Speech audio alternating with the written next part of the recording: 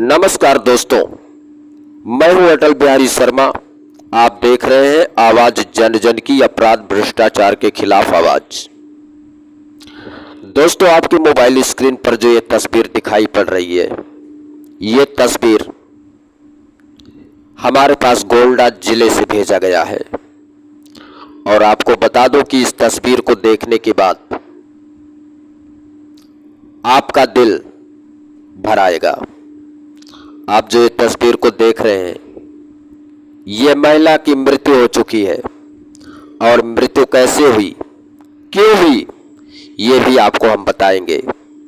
आप हमारे साथ बने रहिएगा, देखते रहिएगा आवाज जन जन की।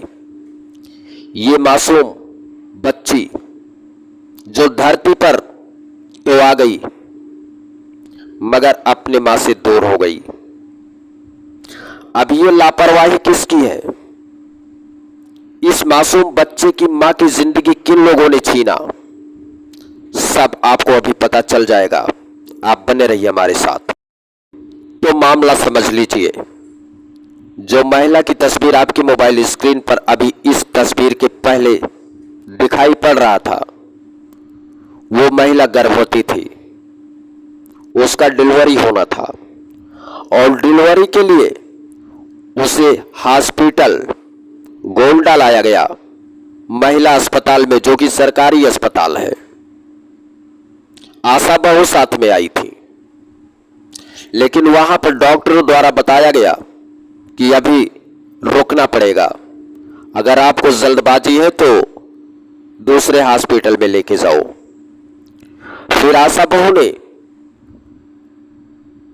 परिजनों को कहा कि एक हॉस्पिटल हमारे संज्ञान में है, जहां पर पैसे भी कम लगेंगे और इलाज भी अच्छे से होगा और सारी सुविधाएं भी उपलब्ध होगी।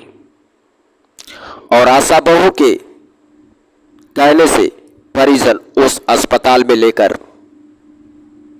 गर्भवती महिला को चले गए, जहां पर पूरा दिन जांच होता रहा।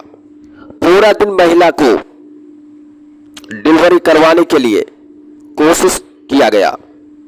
लास्ट में कहा गया कि मामला सीरियस है, ऑपरेशन करवाना पड़ेगा। मरता क्या ना करता, परिजनों ने हामी भरी और डॉक्टरों के बताए हुए बातों को अपने दिल दिमाग में बैठाकर इंतजार करने लगे। ऑपरेशन तो हो गया, मासूम बच्ची भी धरती पर आ गई, लेकिन मां इस दुनिया को छोड़कर हमेशा हमेशा के लिए चली गई। परिवार वालों ने जब हाल चाल जाना चाहा तो कहा गया कि अभी थोड़ी देर में सब कुछ सही हो जाएगा।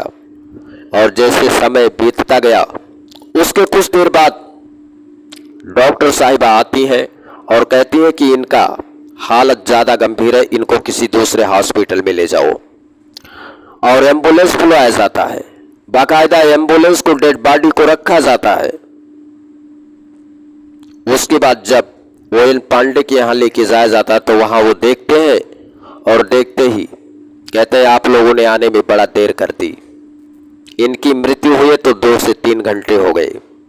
अब जरा सोचिए कि उत्तर प्रदेश में जिस तरह से डिप्टी सीएम ब्रजेश पाठक हॉस्पिटलों का निरीक्षण करते हैं, लोगों को हिदायत देते हैं, तो वही क्या खेल हो रहा है गोंडा में। से मेरी बात हो गई है, एम्बुलेंस सारा इन्होंने बुला लिया। अब भाई हमारा तो मरीज था, हमारा तो जीव घबराएगा ही नहीं। जैसे ऑपरेशन ओपी में थे वहीं से रिफर कर दिया, ऑपरेशन रूम से ही रेफर कर दिया गया। वहाँ अंदर बेड पे नहीं ना ना बाहर नहीं निकाले, कोई दिक्कत। यानी जब आपकी भाभी गई हैं अंदर, हाँ, तो चल के गई हैं, ठीक ठाक ठीक ठाक एकदम चल के गई हैं आराम से। अच्छा, हाँ, कोई दिक्कत नहीं थी उनको। और उधर से जब ऑपरेशन हो गया तो बोलती भी नहीं थी कि बोल रही थी? ऑपरेशन जब होगा कुछ नहीं बोली। ऐसे 4 आदमी निकले हैं, स्ट्रेचर लेके सीधा एम्बुलेंस में ला दिया। मैं तो पीछे पीछे फिर भागा हूँ, तो मेरी माता जी एम्बुलेंस में आके वहाँ पर जाके बैठ गई। हमको बोले जाइए आप वो ऑक्सीजन पकड़िए। ऑक्सीजन जान तो उसमें थी नहीं, वहाँ पे लेकर के ऑक्सीजन पकड़ के मैं बैठा रहा। 5 मिनट मुश्किल से लगा होगा वहीं पानी के यहाँ पहुँचने में, 5-7 मिनट। तो कैसे आप कह सकते हैं कि जान नहीं थी उसमें? जान लगभग पकड़ने से लग रहा था ना। क्या हाथ कोई कुछ चल नहीं रहा था, ना कुछ बोले, ना आँख खुली, ना कुछ। वहाँ पर ले गया तो पाया जी ने वहाँ पर जवाब दिया। यानी सहारा हॉस्पिटल में ही मर चुकी थी। हाँ, सहारा हॉस्पिटल में मर चुकी थी। वहाँ पर गया, फिर मैं वहाँ पर तो एक पुलिस बाहर खड़ी थी और डॉक्टर भी बाहर ही खड़े थे। ये नहीं कि हम मरीज अंदर लेके जाएंगे, गए बाहर से ही उन्होंने बोला कि ले जाइए आपका मरीज। किसके यहाँ? ओएन पाने के यहाँ। अच्छा, जब वहाँ आप गए तो वहाँ पे बाहर से ही डॉक्टर देखे और पुलिस वाले थे? हाँ, एक मतलब गेट वो गार्ड होते हैं, गार्ड? नहीं, पुलिस वाला था एक। अच्छा। हाँ, एक पुलिस की वर्दी थी, तो पुलिस वाला ही था। एक साइड में डॉक्टर, एक साइड में पुलिस। उन्होंने मशीन लगाया, बोला आप ले जाइए आपका पेशेंट खत्म हो गया। अच्छा, तो वहाँ से आप फिर कहाँ लेकर गए? वहाँ से लेकर फिर मैं सहारा चल गया। फिर हॉस्पिटल में आप ले गए? हाँ, फिर वहाँ से मैं सहारा हॉस्पिटल के बाहर अपना बोलोरो थी मेरी, हाँ। उसी गाड़ी में लेकर चला गया मैं घर? नहीं, वहीं वहाँ पर सहारा हॉस्पिटल के गेट के बाहर वहाँ खड़ा रहा। फिर मैं जल्द दौड़ते गया, अस्पताल में चढ़ा ऊपर। हाँ। जो बंदा मेरे को रेफर किया था उससे बोला, हमने कहा भैया जब जान जा चुकी थी तुमने मरीज यहाँ से मेरा निकाला क्यों? वो उसने, मैं उसको 10 बात बोला भी, उसने पलट के कोई जवाब मेरे को नहीं दिया। अब मैं गया अपना कागज मांगने, हमने कहा हमारा भैया कागज तो दो। कागज के बहाने गया कि डॉक्टर से मुलाकात हो। डॉक्टर 6 बजे तक मैं वहाँ पर बैठा रहा, पोस्टमार्टम के लिए 2 बजे भेज दिया गया लाश। हमने कहा भैया मेरे को केस चलाना। पोस्टमार्टम बोले पोस्टमार्टम कराओगे तभी केस चलेगा। तो वहाँ से कोई कागज नहीं मिला आपको? कोई कागज नहीं दिया गया हॉस्पिटल से? हॉस्पिटल से, कोई कागज नहीं दिया गया। अच्छा, कोई पैसा वैसा भी आपने जमा किया था? हाँ, पैसा मैंने जमा किया था 10,000 रुपये। ना मेरे को कोई रसीद मिली है ना कुछ मिली। तो 10,000 रुपये आपका वापस किया गया? नहीं नहीं, किया? कुछ नहीं मिला मेरे को। 10,000 रुपये प्लस 1,500 रुपये जाँच कराई अलग से। चलो ठीक, ओके। ऑपरेशन लेके गए तो कितना समय लगा लगभग ऑपरेशन कराते हैं? ऑपरेशन करने में अब हमें ये नहीं पता। ऑपरेशन करने में हमें तो 8:30 बजे लड़की दे दी, 8:35 पे। अच्छा। उसके बाद में 9:20 पे निकाल दिए। अच्छा, 1.5 से 2 घंटे तक के ऑपरेशन? हाँ, 1.5 घंटा लग गया ऑपरेशन रूम में ही। 1.5 घंटा में ये नहीं तो बेड पर जैसे ऑपरेशन करता है 10 मिनट बाद चलो टाका लगा के डॉक्टर जाते हैं, पहले दूसरे वार्ड में यार्ड में शिफ्ट कर देते हैं। वो शिफ्ट नहीं किए हैं। आपने कोई बात किया डॉक्टर साहब से जब वहाँ से? मुलाकात ही नहीं था, डॉक्टर सारे भाग गए।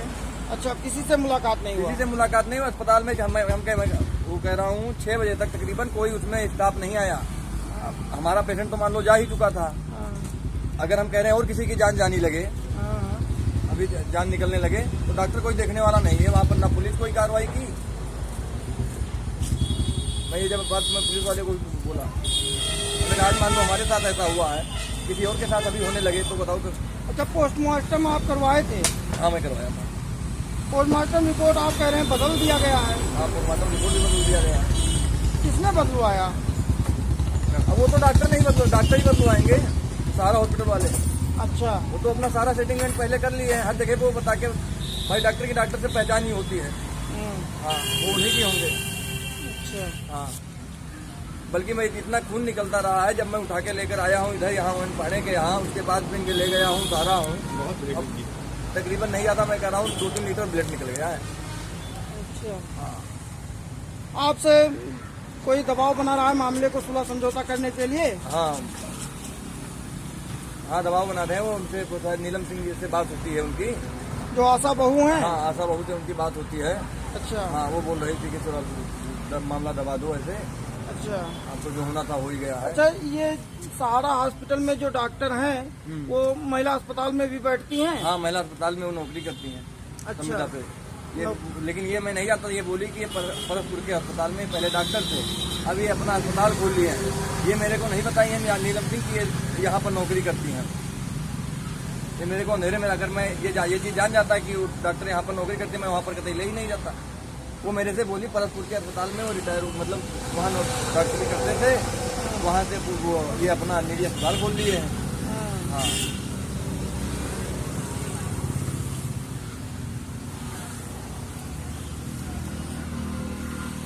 तो आशा बहू से आपने फिर कुछ बात किया?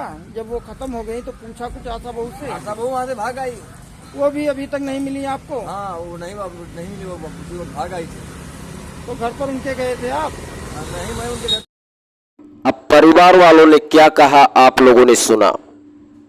कहां से दबाव बनाया जा रहा है, कहाँ से सेटिंग बनाई गई है, कैसे क्या हुआ है, लेकिन इस बेचारी गर्भवती महिला ने अपने बच्चे का जन्म तो दे दिया, लेकिन अपने बच्चे को गोदी में उठाने का सपना पूरा नहीं हुआ।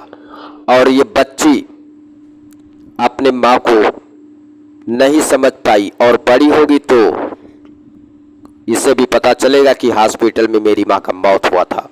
सहारा हॉस्पिटल में यदि ऐसा कुछ हो रहा है तो ये विषय का जांच है, जांच होना चाहिए। आशा बहू दबाव क्यों बनवा रही है, मामले को दबाने के लिए क्यों कह रही है, क्यों कह रही है कि जो होना था हो गया। दोस्तों, अगर आप भी इस तरह से परेशान हैं, आपको भी कोई तस्वीर दिखाने वाला नहीं तो हमसे संपर्क करें, हम दिखाएंगे आपके तस्वीरों को, सवाल भी करेंगे।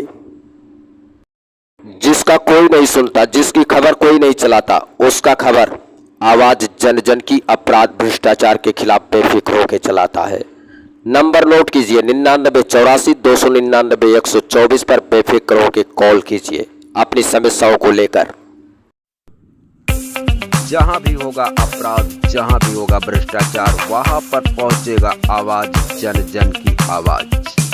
सवाल तो होगा शासन से, सवाल होगा सत्ता से, सवाल होगा प्रशासन से, सवाल होगा आम जनता से, क्योंकि हम निष्पक्ष दिखाते हैं। आप देख रहे हैं आवाज जन जन की अपराध भ्रष्टाचार के खिलाफ।